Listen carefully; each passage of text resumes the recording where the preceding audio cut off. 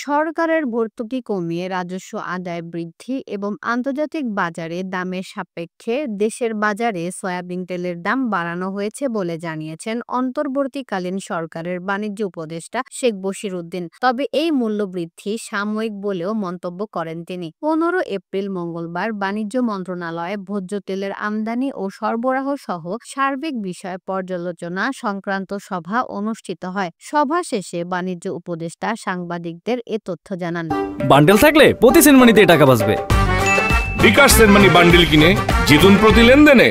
বাণিজ্য উপদেষ্টা শেখ বশির উদ্দিন বলেন, এতদিন সরকার প্রতি মাসে প্রায় 550 কোটি টাকা রাজস্ব ছাড় দিয়েছে। রমজান পর্যন্ত গত কয়েক মাসে প্রায় 2000 কোটি টাকার রাজস্ব ছাড় দেওয়া হয়েছে। কিন্তু সরকার পরিচালনার ব্যয়ের কথা বিবেচনা করে এভাবে রাজস্ব ছাড় দেওয়ার ক্ষেত্রে সীমাবদ্ধতা আছে। বাণিজ্য উপদেষ্টা আরও বলেন, আন্তর্জাতিক বাজার দর, ট্যারিফ কমিশনের ফর্মুলা ও ব্যবসায়ীদের সঙ্গে আলোচনার পরিপ্রেক্ষিতে ভোজ্য তেলের দাম পুনর্নির্ধারণ করা হয়েছে।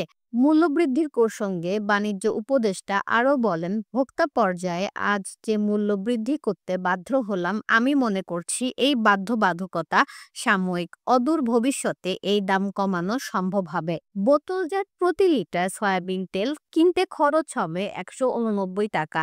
এর আগে যা ছিল 175 টাকা। 5 লিটার সয়াবিন তেলের বোতলের নতুন দাম নির্ধারণ করা হয়েছে 922 টাকা, যা পূর্বে ছিল 852 টাকা। বোতলজাত তেলের পাশাপাশি খোলা সয়াবিন ও পাম তেলের নতুন দাম নির্ধারণ করা হয়েছে প্রতি লিটার 169 টাকা, যা পূর্বে ছিল 157 টাকা। এর আগে গত 9 ডিসেম্বর সর্বশেষ বোতলজাত সয়াবিন তেলের দাম বাড়ানো হয়েছিল।